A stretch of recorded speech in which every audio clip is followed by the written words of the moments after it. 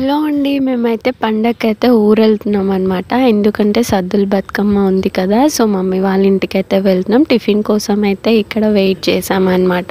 And మార్నింగే వెళ్ళినట్టయితే traffic అనేది తక్కువ ఉంటుంది కాబట్టి, సో, సన్‌లైట్ కూడా తక్కువ ఉంటుందని ఆ టైమే ఎక్కువ ప్రిఫర్ చేస్తాం. సో, వచ్చాక టిఫిన్ అవి ఇవి లంచ్ అయిపోయాక రేపటికి ప్రిపరేషన్స్ అయితే స్టార్ట్ చేశాము. సో, టేక్ పూక్ అనేది ఇలా అయితే మేము కలర్స్ అనేది వేసుకుంటున్నాం. సో, కుంకుమ అండ్ పసుపు అయితే అవైలబుల్ ఉంది. ఇంకే కలర్స్ అయితే దొరకలేదన్నమాట.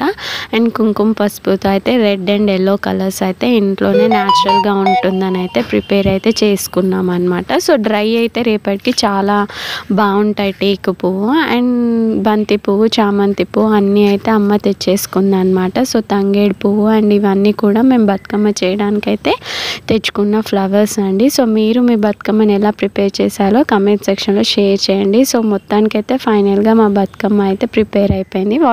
వీడియో నచ్చినట్టయితే please do like, share and subscribe.